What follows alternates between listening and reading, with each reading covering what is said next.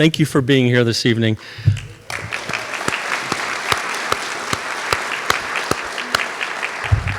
On behalf of Trinity University and Trinity University Press, welcome.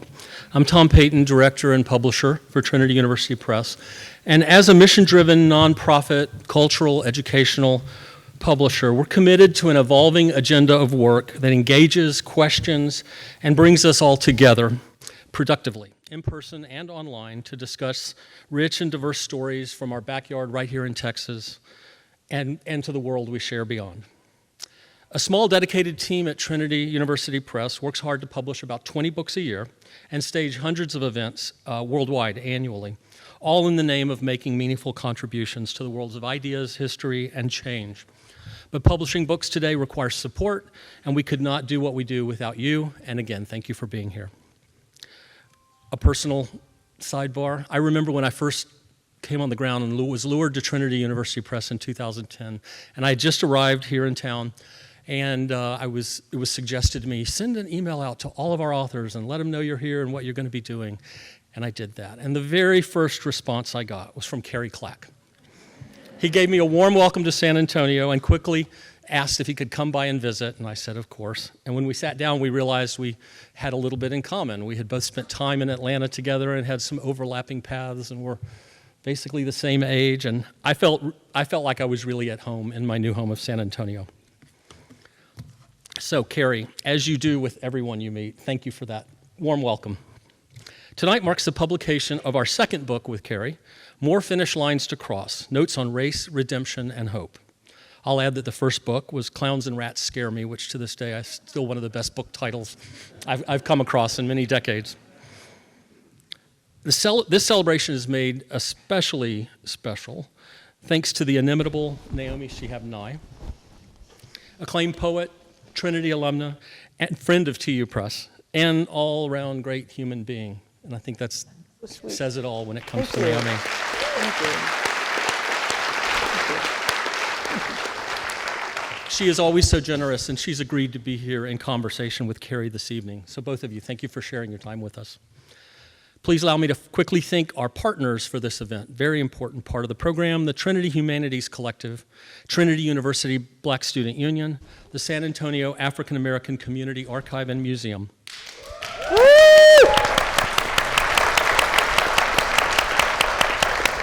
And of course, I have to say thank you also for the support we received from the university, our provost, Megan Mustaine, and of course our president, Vanessa Beasley, and we're delighted you're here with us this evening.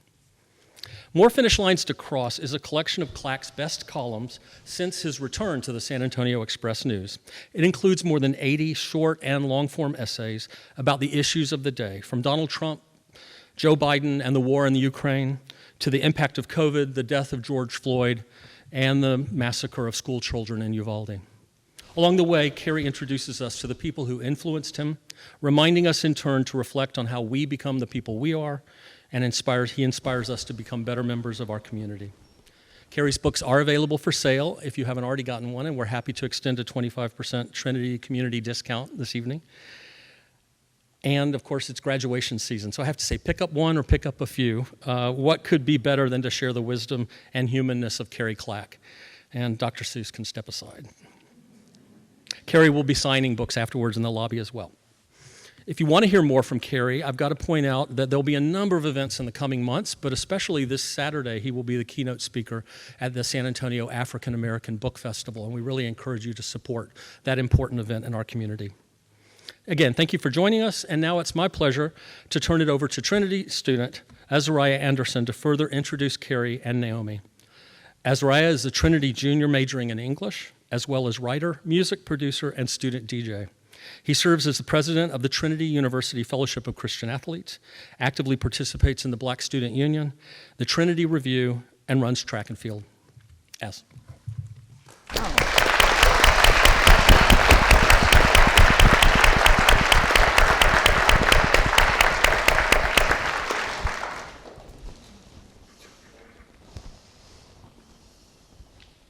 Will say I only have 5 minutes to do these wonderful humans justice, so I'm gonna do my best.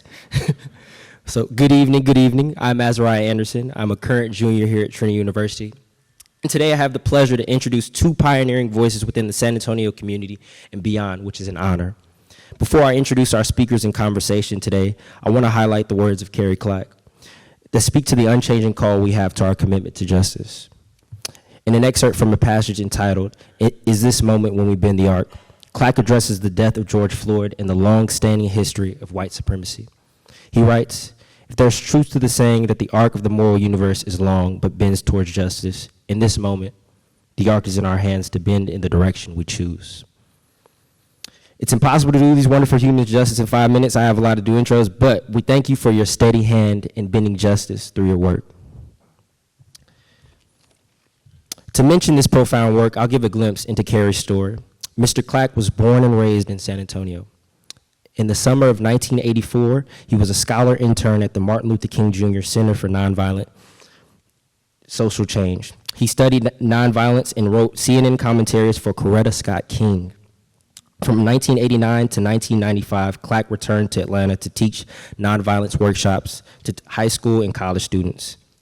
In 1994, Clack was given a bi-weekly column by the San Antonio Express News, and in 1995, he was hired as a full-time reporter and columnist.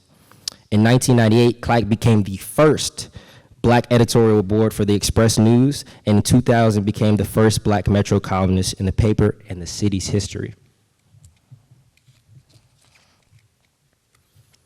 Clack's collection of columns, Clowns and Rats Scare Me, was published in 2009 by Trinity University Press, as previously mentioned. In 2011, Clack left the paper to join Joaquin Castro's first congressional campaign as a communications director. Upon his election, Clack served as Congressman Castro's district director. Clack has also worked as the communications director for San Antonio Mayor Ivy Taylor and for Merced Housing and Community Engagement. In 2021, he won the Texas Association Press Managing Editor Star Opinion Writer of the Year. In 2022, Clack won the Texas Associated Press Managing Editors Award for editorial writing. In 2023, he won the Texas Associated Managing Editors Award for editorial writing and general column writing. Today, we celebrate the release of More Finished Lines to Cross, Notes on Race and Redemption and Hope, published by Trinity University Press. This is the part where you clap just a little bit.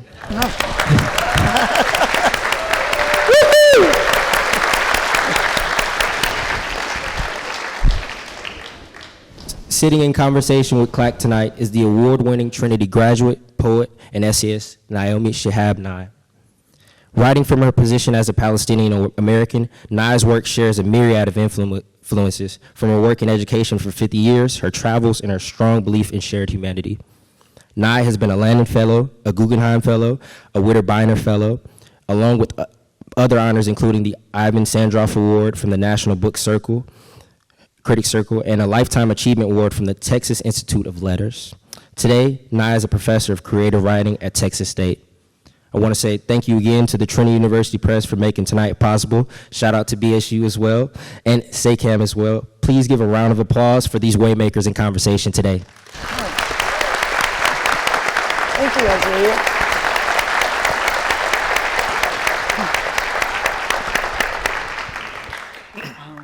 Thank you so much for that beautiful introduction. We appreciate you.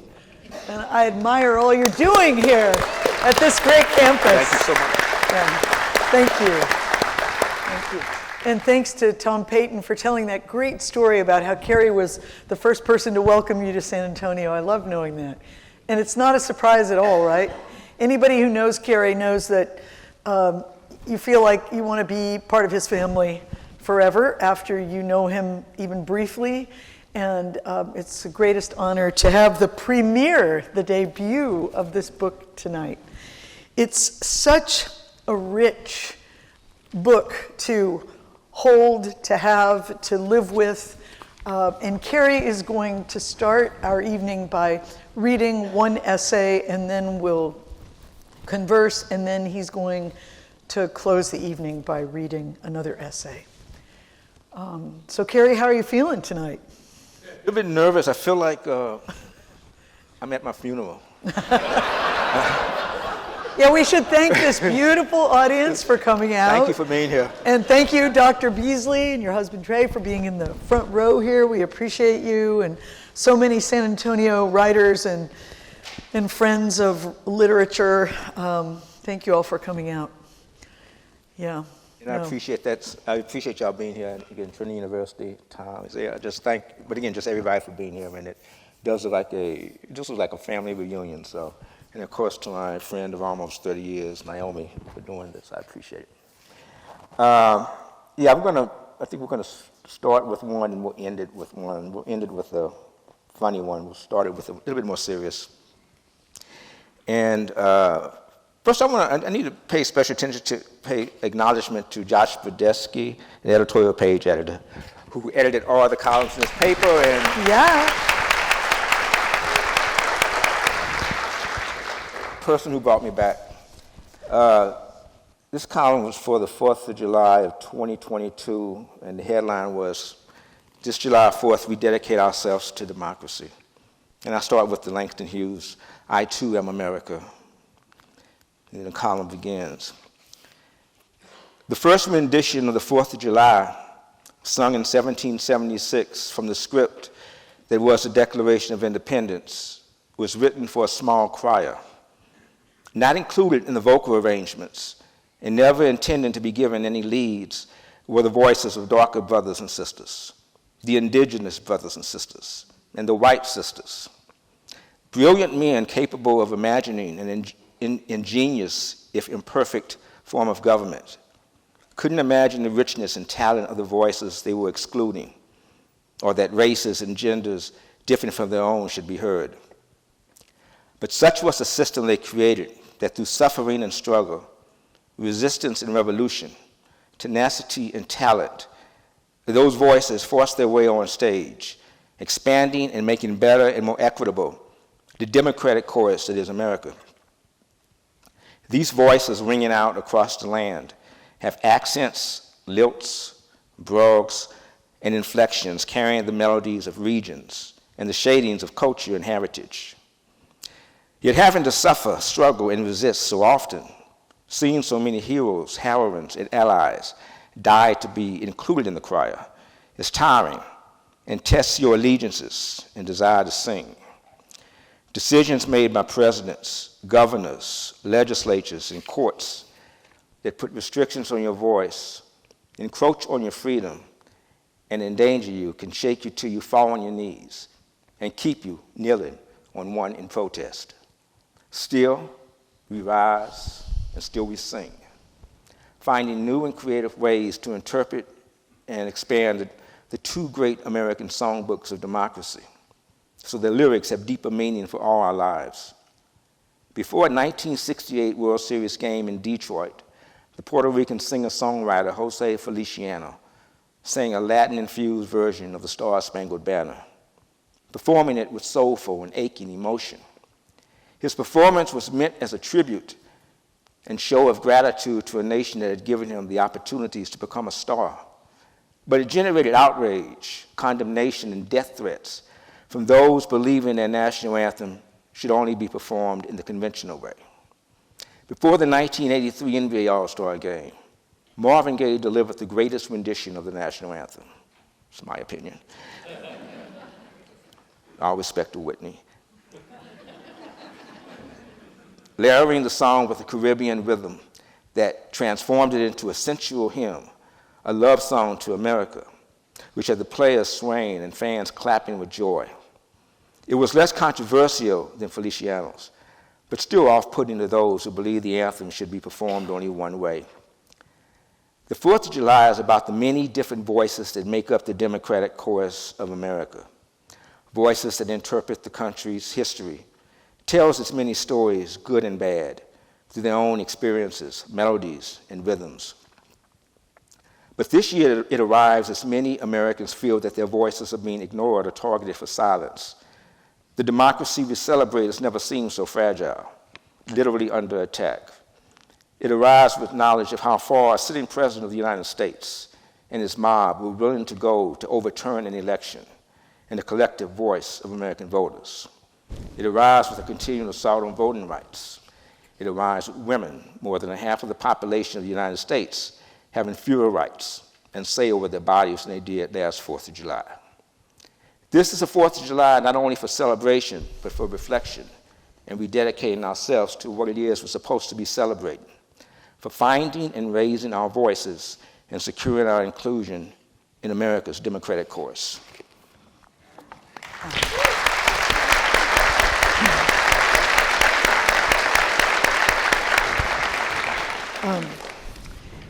Thank you, Cary. You know, I wrote so many things down that I could talk to Cary about, and then my darling husband came in, and he also had written so many things down that I could talk to Cary about, because we just respect your voice so much. But I do feel that really I don't need any of these things, and I just want to talk about how you have this ability to go to the heart of a matter, whatever the matter may be, and to focus. And I think for so many people over the past recent years, and for so many people right at this moment, there's a feeling that what we struggle for, what we believe in it's just too big. Where do I begin? How do I say it?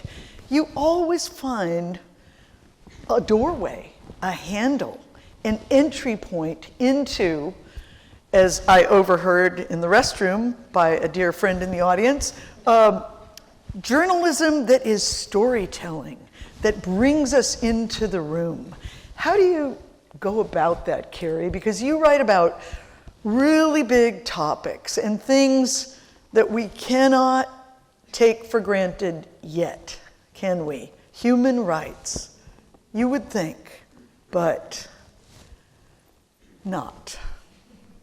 So how do you find that doorway? You know, that's always what confounds students. Where do I begin? How do I get into the room of the story?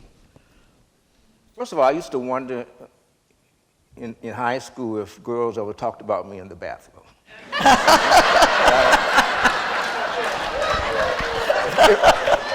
If nothing else happens tonight, They do. this is the highlight, yeah. They did and they do. When I look like that, yeah. You know, it's one of those things which is more instinctive than I can actually articulate. I'm like all of us. I'm drawn to story, and I understand that when writing a column and writing an opinion, your opinions aren't necessarily unique, but it's how you express it, and how you get people to pay attention. And in writing about those issues and social justice and hope, you know, I have to, first of all, believe in those things myself. And I do admit, you know, I joke with my colleagues on the editorial board, Josh, Melissa, Nancy, Gilbert, Brandon, and Mark, that sometimes I feel like I'm supposed to be the merchant of hope.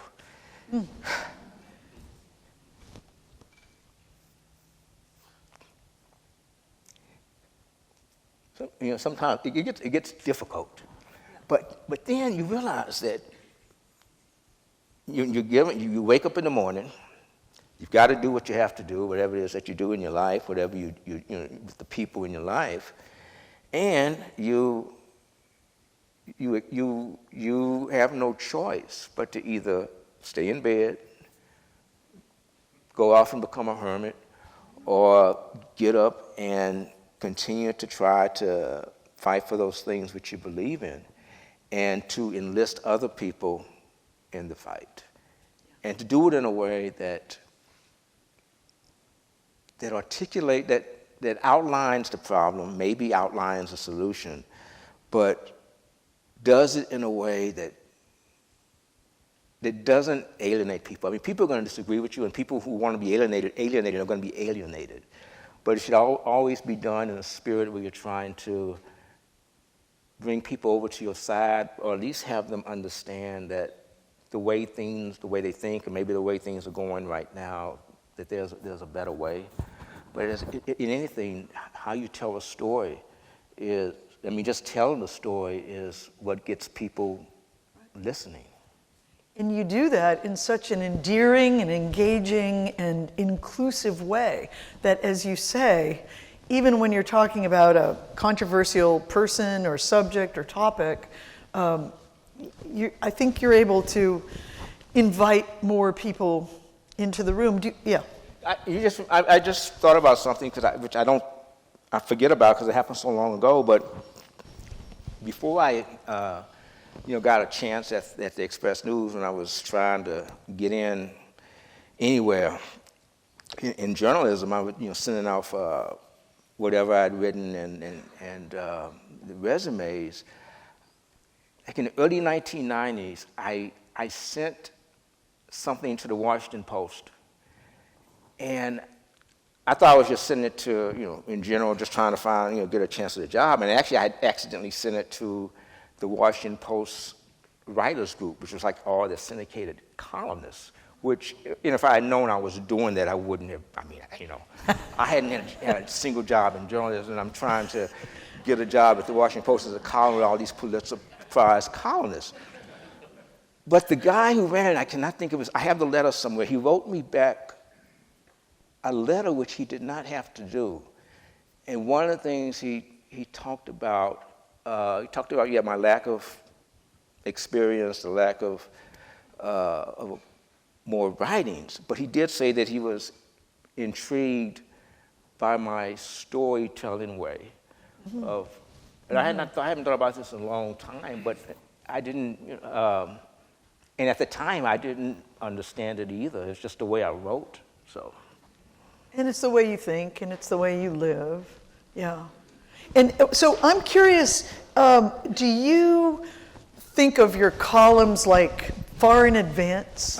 Or do they sometimes hit you like the day before? And I'm curious, how has a deadline, maybe I should ask Josh, how has a deadline functioned as a friend to you or not? Colleagues are laughing because I need deadlines, which doesn't mean I meet them. But they are friendly. I need deadline. And deadlines are good. Our column deadline is Thursday at noon, which I've, more than anyone else, I've violated.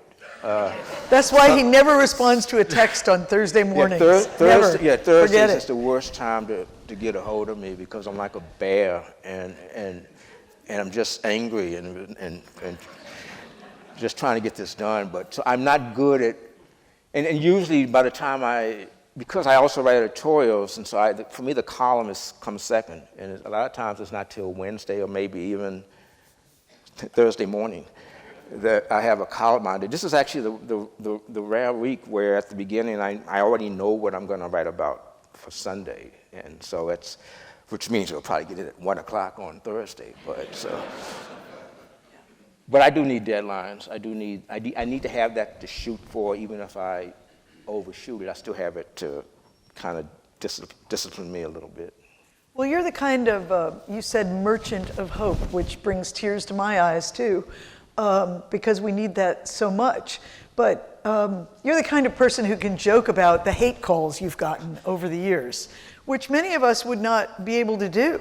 But you make it seem as if that hasn't been that hard for you, getting mean messages on your phone line.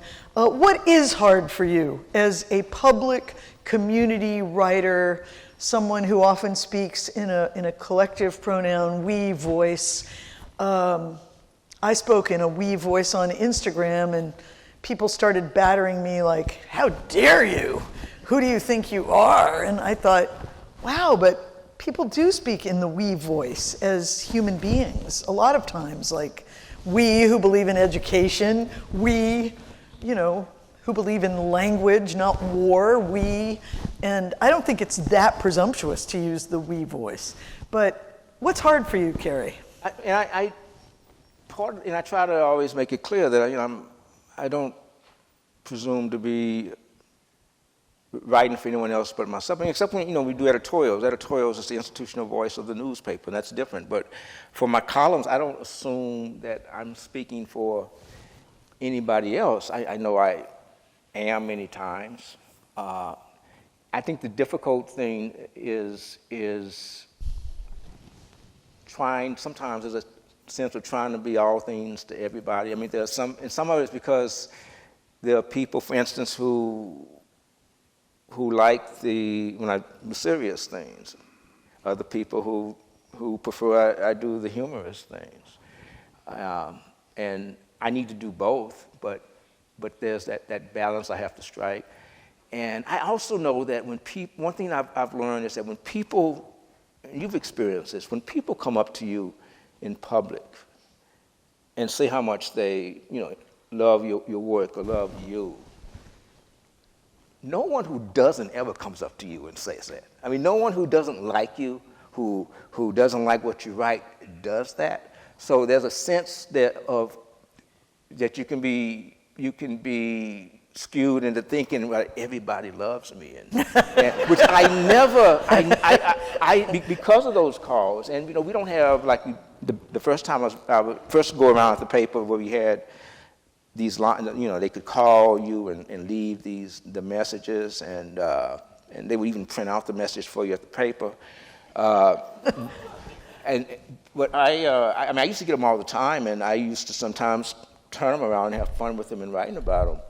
But like whenever people talk about how popular, beloved, I actually I got this last year. It was after the whole Poet Laureate stuff, and this was from somebody who, you kind of have an idea. It was sent to the paper, but you kind of have an idea where the person was coming from.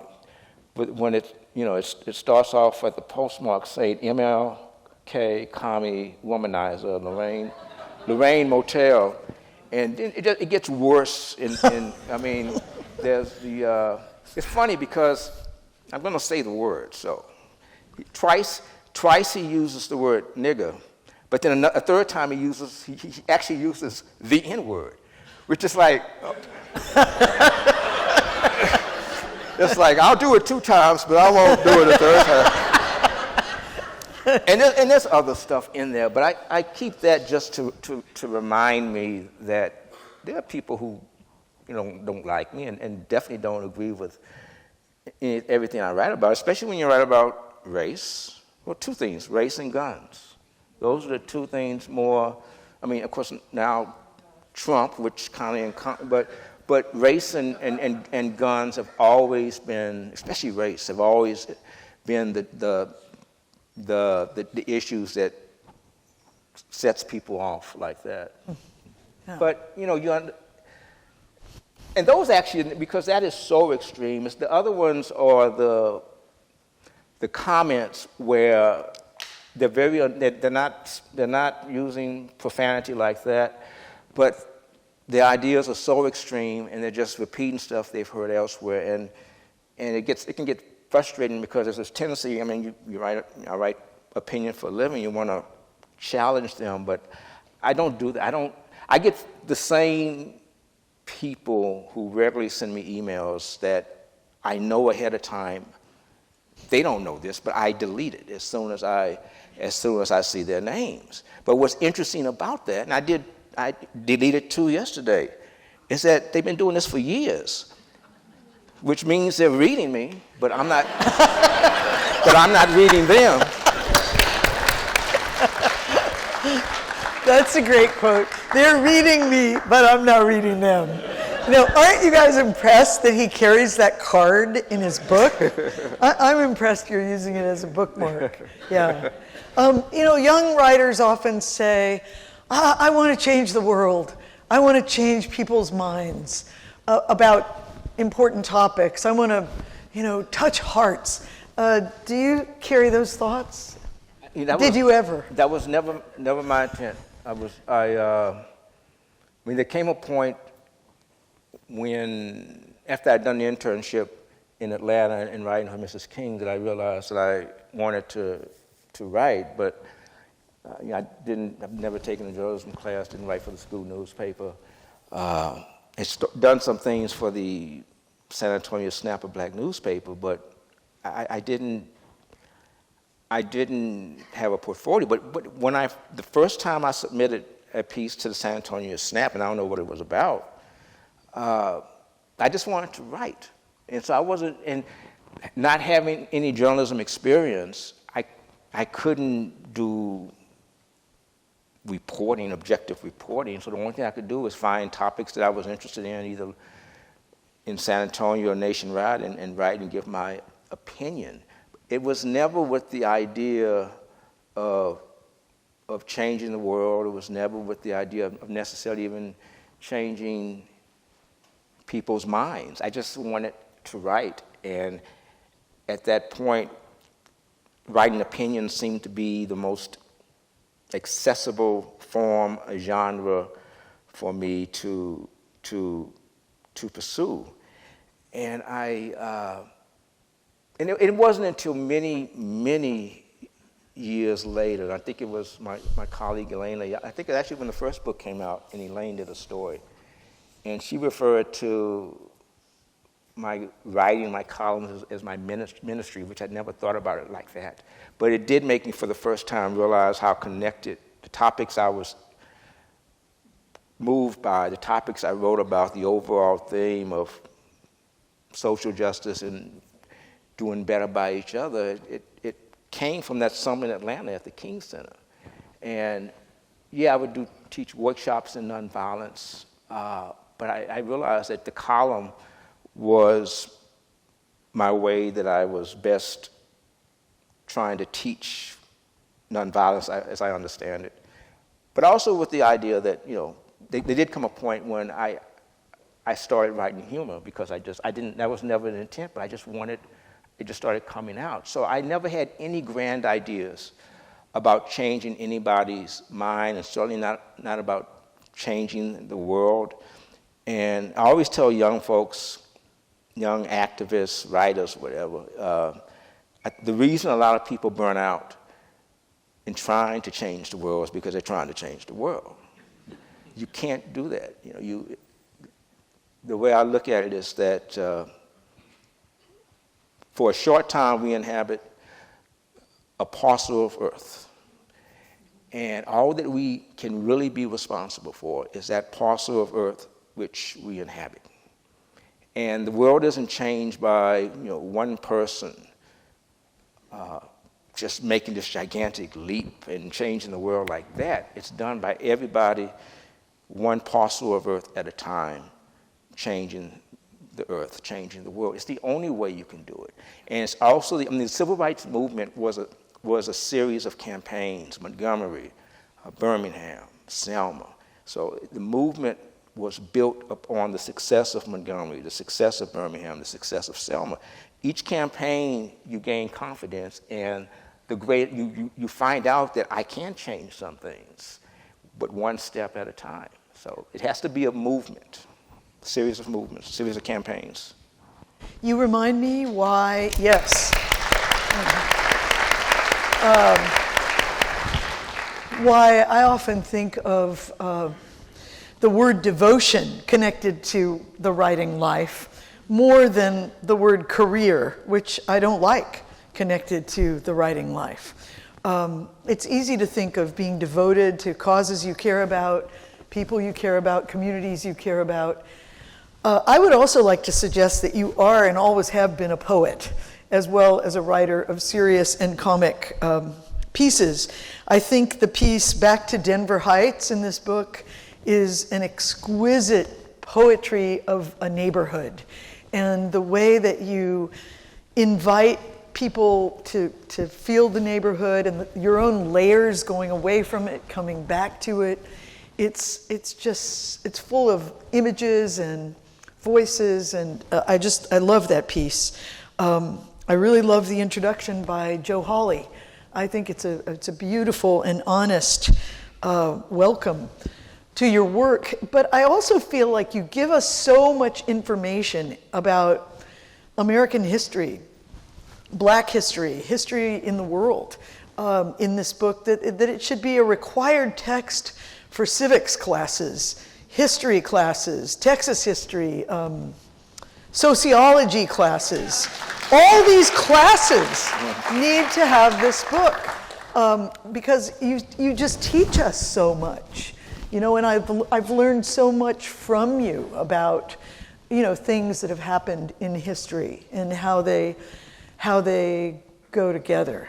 Don't you think it should be a textbook? I mean, can you say that about your own book? I can't. Kids deserve this book. It should be. It really should be. I appreciate Tom, that. let's work on that. How can we make this book be a textbook? I'm also extremely moved. I just want to put this out there for those of you who read this later.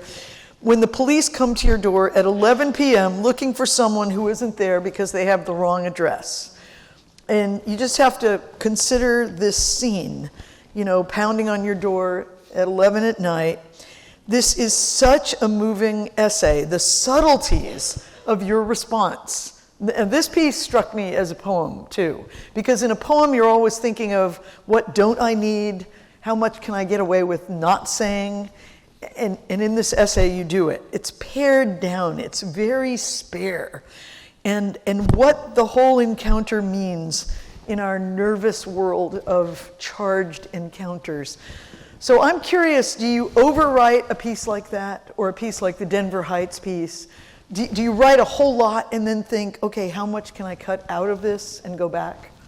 Denver Heights it's one of the 3 long pieces in there. It was when I was away from the paper, and I wrote it for the what was a great online publication no longer around, the San Antonio Herald, and I was on the board. And so there was really no timetable for that, and it could pretty much be as long as I wanted. And I really enjoyed it. I always thought that when I came back if I ever came back to the paper, that it would be doing longer pieces. But I love the column. One of the things I do love about the column is that you're forced to be as concise as you can in 700 or so words. And I also believe that there's a lot of bad things, negative things to say about social media, about Twitter and Facebook and stuff. But, especially when I was away from the paper, Facebook and Twitter was like my only way to communicate. It was like to this day, it's like my scratch pad. And there's sometimes I'll put a post that might become a column later, or a line in a column, but it forces you to be concise, especially Twitter. You have to take out the excess words and characters. I appreciate what you said about the being a poet, because to be honest, I can't write a poem, but I do know. I have enough. You are living the poem all the time. So I know I can write. I write poetically, and it goes back, I guess, to the first column in the book. Is when about 20 years ago, when you and I went to Arenetta's, and we met Anna Pierce and Joe Pierce, where we met Maya Angelou for the first time. And the thing is that when she meets me, she says, you're a poet, which, again, you could just leave it at that and said, Maya Angelou called me a poet. But to this day, I'm not sure if there wasn't a question mark there. But to me, the powerful moment about that night was seeing you and her, these 2 incredible word sorcerers, like shaking hands, and just this explosion of metaphor and similes and beauty just coming out. And the quick thing about that particular piece was this was like a little bit after George Floyd. And the officers had come to my house because they were looking for a runaway teenage girl, and they'd been given the wrong address. when they found out later, I mean, it wasn't even close to. And I was getting ready to go to bed, and it was 2 white police officers, one that was on the porch, one that was standing in the yard. And the thing about that was that all of us, I think all 3 of us, were conscious of the moment we were in. I mean, I think if that had happened, before George Floyd, there would have still been some kind of just gentle dance. But the fact that we were in that moment right there, all 3 of us were very careful about our movements, especially me. And they were respectful when they left. So. Beautiful piece. Beautiful piece. Meeting Maya, thank you all, was an unforgettable moment, and I'll never forget. We had a house guest who was a librarian, or a city guest. We were just driving around the city, a Librarian of Congress librarian. And he was doing something at the San Antonio Public Library, and we were supposed to take him out to dinner. So I called him and called Araneta first and said, could I bring him too? And so to ask a Library of Congress guy, how about going to dinner with Maya Angelou? He said, in San Antonio? He was so excited. Yeah, so that was great. That was a great evening. Mentors. You have had many mentors in your life. We shared Maury Maverick Jr. as a mentor. Loved him so much, miss him so much in this city. Could you talk about other mentors you had? Your first grade teacher was able to tell your mother that you were going to be a writer. And that's pretty great. My first grade teacher told my parents I was from the devil. This is true. It's true. I still have the report card on which it's written. And so, you started out in a better place. But who have been some of your mentors that you could talk about? Reverend Claude Black, who I grew up across the street from. Yeah. And actually, when my gateway to the Express News was through Maury, and but before he introduced me to Bob Richter, the associate page editorial editor, I learned years later that he did a background check on me with Reverend Black, and Reverend Black Gabe said he was okay. Charlie Cottrell, who's not here, his wife Abby is here, but Charlie Cottrell at St. Mary's University was a tremendous mentor, remains one. And when I was in Atlanta at the King Center, the director of the Scholarly Internship Program, Lillian Baxter, I still want y'all to meet, the child of Holocaust survivors. She saw things in me that I didn't see. And my first day there, because the story about my first grade teacher, Mrs. Wyatt, my mom told me that story. I didn't hear Mrs. Wyatt say that, but Lily was the first person who said, "You're a writer." And to this day, Lily is a mentor. But not because we're sitting here, but you are also. Now, I remember doing a column in 95, I think a child had died or something. And I took a line from one of your poems, I can't remember what it was, but you talked about the impossible darkness. And and then so I was quoting you back then, and I think a little bit later Bob Richter introduced you and I you had a book signing at the Twig, but seriously, and I've told you this before, and it's the truth, and if you don't believe me, you can come out to my car after this is over and see, but I always have a volume of your poems in my car. So. It's very touching. Thank you. Thank you so much, Cary.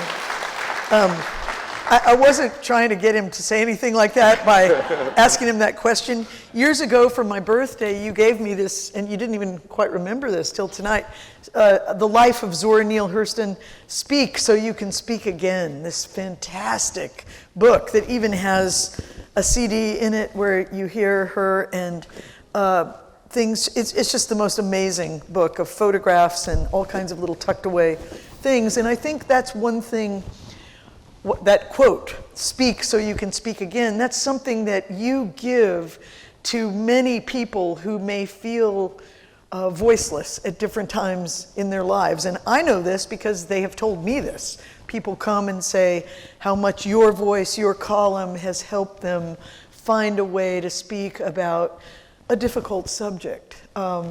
So thank you for doing that for so many people, for your being a mentor for so many kids. I teased Cary once that for like a 3-year period, every single event I went to in this city, he was the master of ceremonies. And I said, how are you doing this? I mean, you have a full-time job and friends and a family and a life, and you're at every single event. And you said something like, well, I don't know, that people just keep calling me. But it's because people felt comforted by your presence, I think. I mean, even some of the events were events you wouldn't have anticipated Cary would be the MC at. But you've belonged to so many of us in so many, many different ways, and people in schools and so forth. I think back to classes I had in this very room 50 years ago as a student here. I loved this room.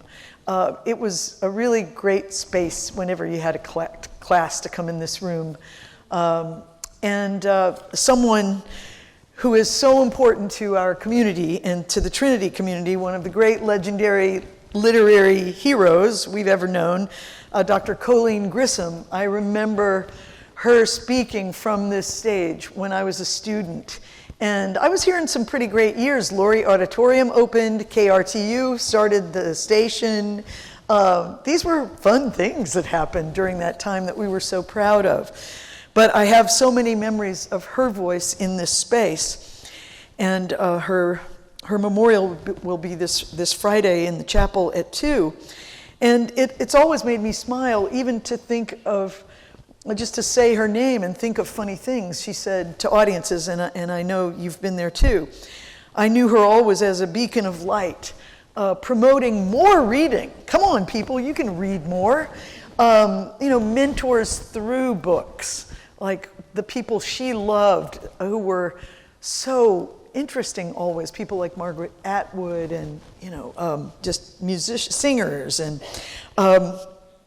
And I was looking back at the Gemini Inc. booklet that was made about her when they honored her and her own humor, vigor, grace. And they described in that booklet, and this is something I felt applied to you too, that she always aimed for candor and authenticity in every one of her speeches or in everything she wrote. And it also said that she polished her writing skills using W.S. Maugham's qualities of good writing. And this also applies to you: simplicity, lucidity, and euphony. Don't you like euphony? It's such a good word. Writing that is pleasing to the ear, utilizing harmonious combinations of words. But another thing that I learned from that Gemini Inc. booklet and from her speeches over the years was that she really believed in making lists. Do you make lists? Not as much as I used to, yeah. It said that before bedtime, she would make a happy times list from that day. Just things from that day alone that had been happy. Like a gratitude list, I have tried. I have been doing that a little bit more at night, just because, again, the whole thing about hope and we can get so wallowed down in the bad things going on in our lives or in the world that you have to remember how much good is going. So I have started keeping, like in my notebooks, a little 2 or 3 of gratitude lists. Yeah. And when kids ask you, what's your advice for us? What do you say to them? Like kids who would like to feel confident with their own voices, know they have something to say. I've always, I tell not just kids, but adults that... adults too. I mean, the young kids at heart that for whatever reason, people look at writing as this unattainable craft when it is the most accessible of all the arts and crafts. And even if you don't consider yourself a writer, but you use language. I mean, you go home at night and you write something down, or just in the way you tell a story. I mean, you're a writer. I mean, we have to give ourselves permission to say that we're writers, and permission to use our voice, and to understand that our voices are unique. And it's not something that you have to necessarily go to school for, get a degree, and you don't have to have what you consider these incredible experiences, because only then can you write from these. I mean, whatever is happening in your life, whatever is happening in your head, and you put that down on paper, then you are a writer.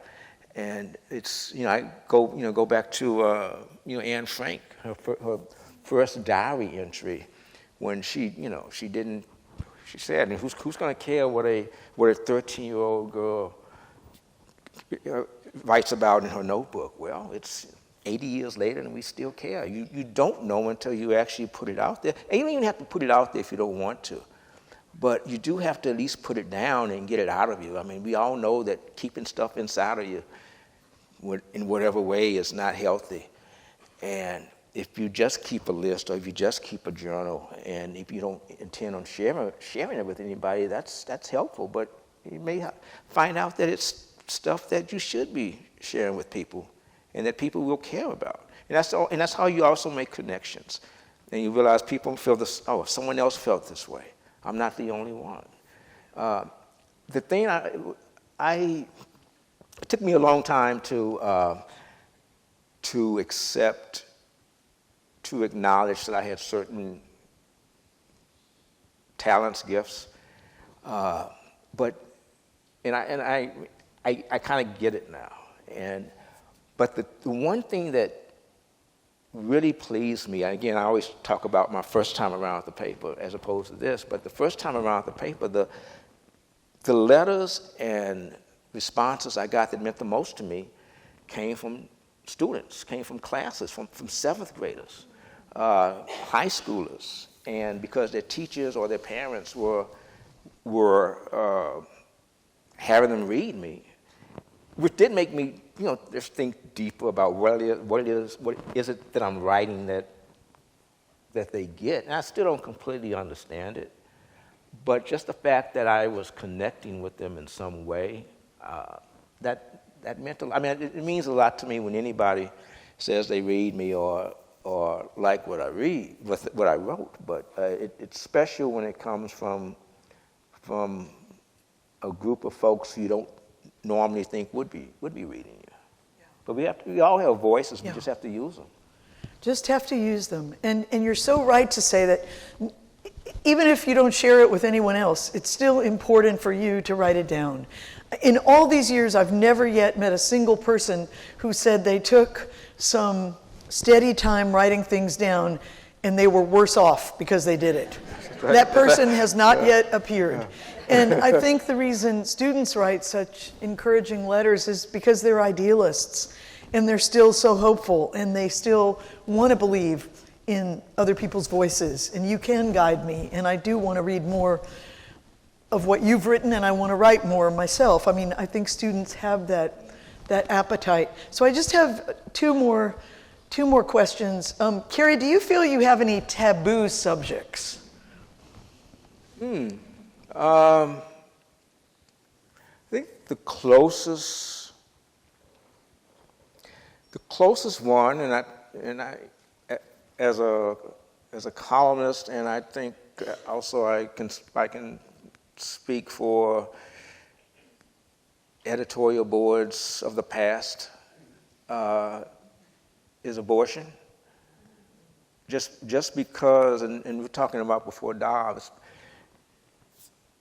of all the top, it is the most intensely personal, and you can't come out on top, and it really is kind of just unnecessary subject to get into, but after Dobbs, I think some of us, just have to write about it now. That's the only topic that I can think off the top of my head that when I had maybe an itch to write about it, and the other voice would say no. And to a certain extent, and this is the subject of one of the columns, and it's ironic because I've written about race so much, but race. And there was a time, the first time around, when some of these people who I would hear from all the time would say, you write about race all the time.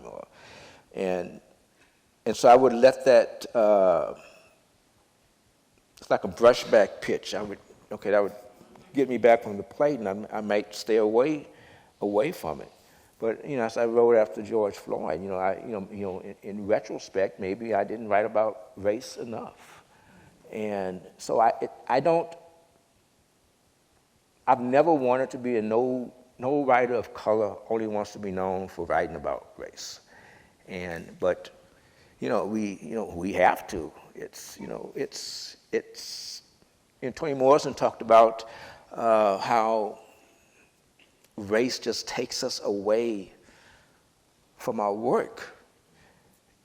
And I think she meant many ways, just in the way we live, but also as writers, it just takes you, there are a lot of other things I would rather be writing about than race. Well, now that I think about it, most of the stuff that's in this book is stuff that I really would prefer not to write about. But it has to be done, and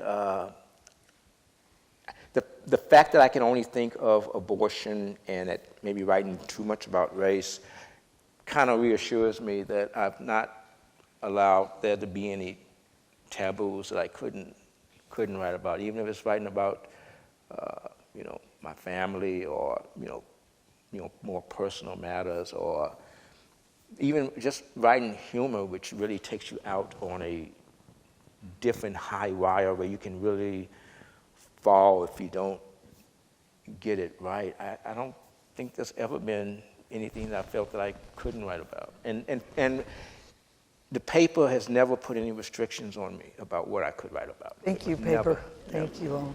Thank you.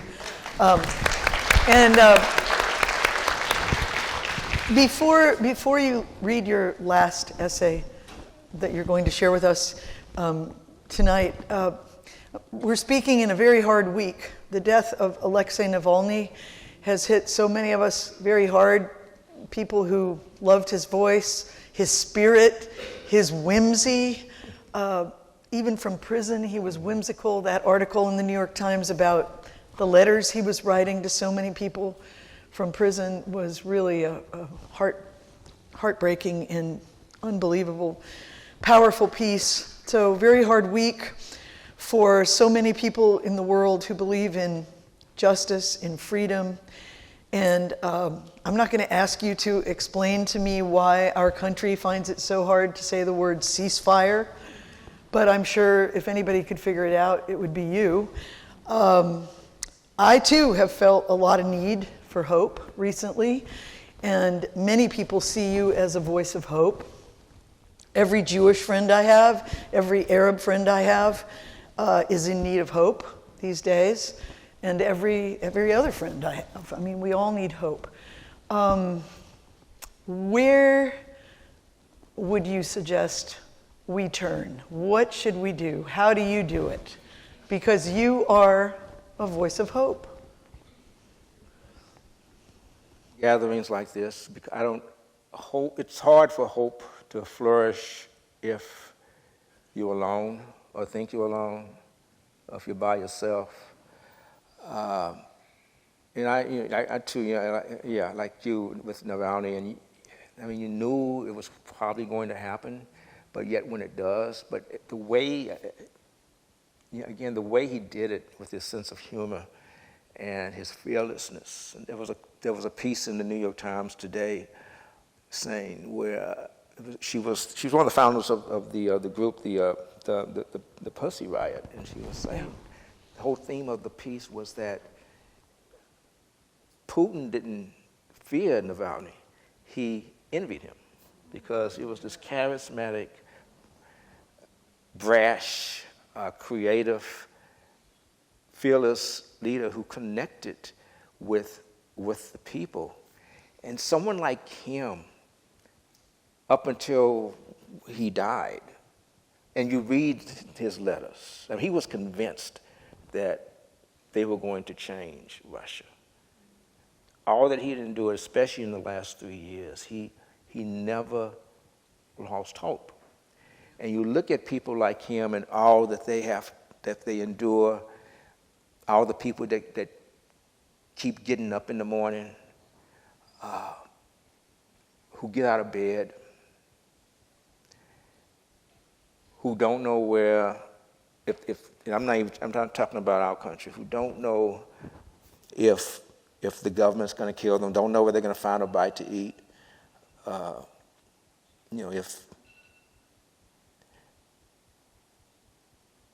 who can have no assurance that they will see a tomorrow, but they keep fighting for it, and they keep doing it time and time again.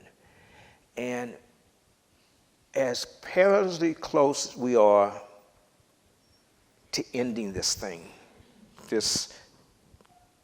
and I say this thing, this world and the human species, we keep going.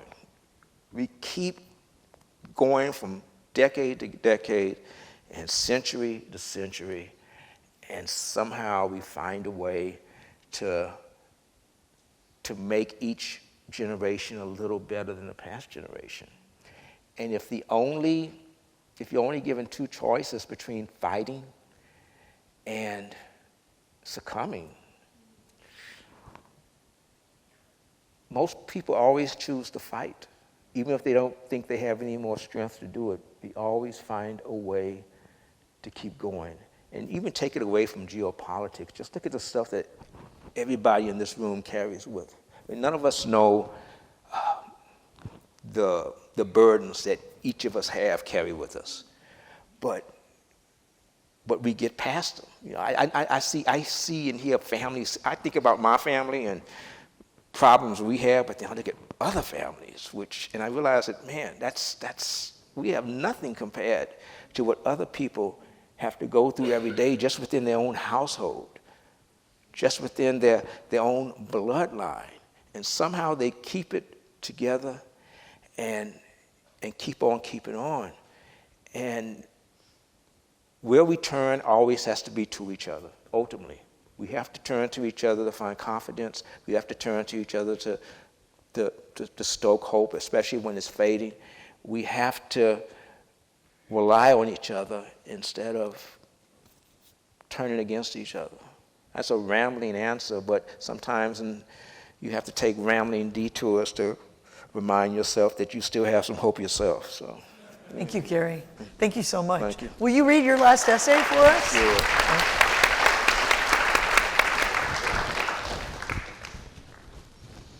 I was going to.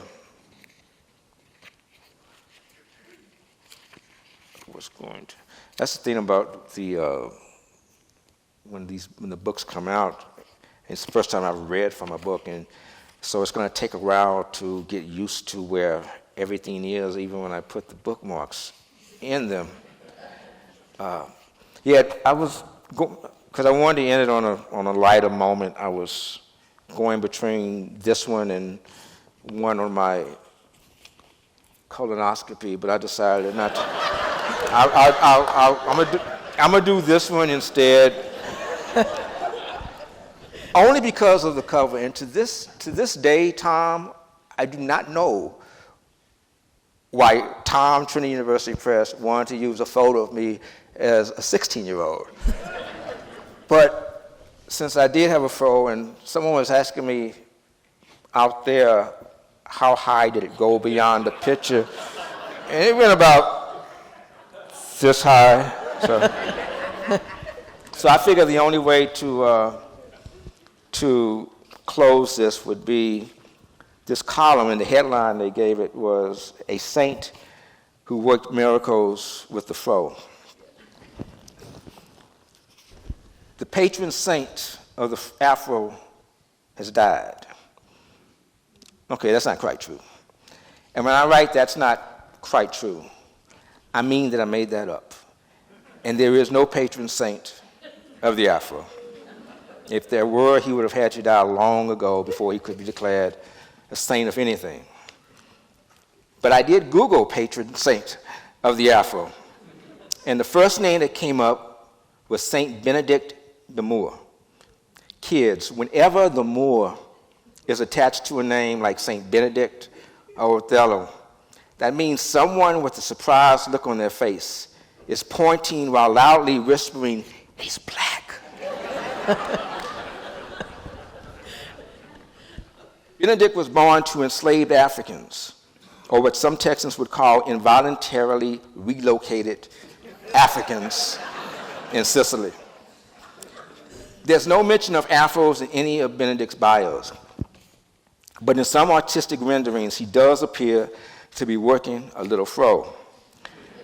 Benedict is the patron saint of, among other things, African missions, African Americans, black missions, and black people. It's as if the Catholic Church said, let's just give everything black to Benedict until we get some more black saints up in here.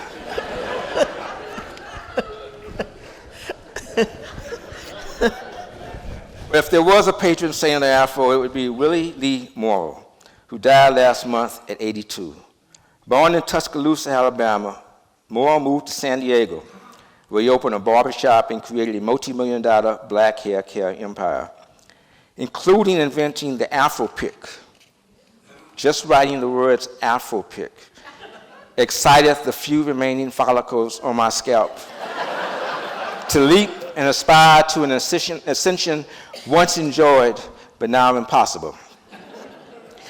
Moore was also a pioneer of the jerry curl, but the less said about that, the better. Afro picks were essential for teasing out hair by digging down to the scalp to stretch it from the roots so an afro could be shaped. Sporting an afro wasn't simply about letting your hair grow out. It had to be cared for, nourished with the right products, trimmed, and sculpted by good barbers. Reading Morrow's obituaries took me back to the 1970s and Soul Train. One of the show's main sponsors was Johnson Products, the makers of Afro Sheen, which had a hilarious commercial in which a young man, some of y'all know where I'm coming with this, who hadn't combed out his hair, is visited by the ghost of Frederick Douglass, who chides him about leaving his house with his afro looking a mess. The young man squirts some Afro Sheen Comb Easy on his hair, shapes it with his afro pick, and it's ready to go. As a kid, I wanted an afro, but my maternal grandmother was against it. When my mother, aunt, and other grandmother talked her into it, I started wearing one at 12. A few months later, my uncle married into a Mexican-American family. And when my brother and I went to the reception in Hondo, the other kids thought we were members of the Jackson 5.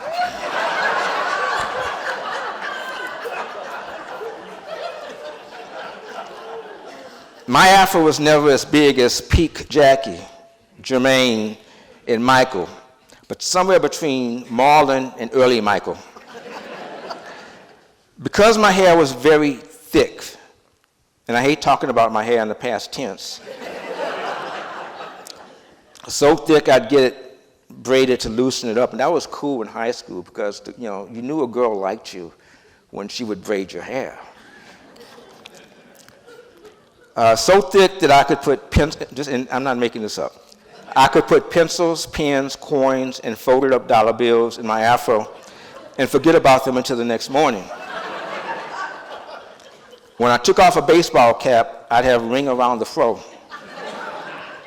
I own an assortment of steel and plastic prong afro picks, including foldable ones with red and green handles representing Africa, and others with handles the shape of a black power fist. I also had steel rakes, which we called cake cutters because they were weapons.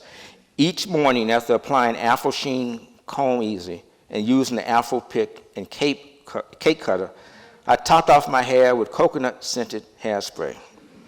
All these products were purchased at an Afro shop in Alamo Plaza. This was during the 1970s. I miss my Afro. I even wrote a love letter to it once. But I don't miss the maintenance. But St. Mauro, yeah, I've canonized him, made that maintenance easy. If I ever visit his grave, I'll pour out a little Afro sheen in tribute to him and in memory of my beloved fro. Thank you, Cary. Thank you.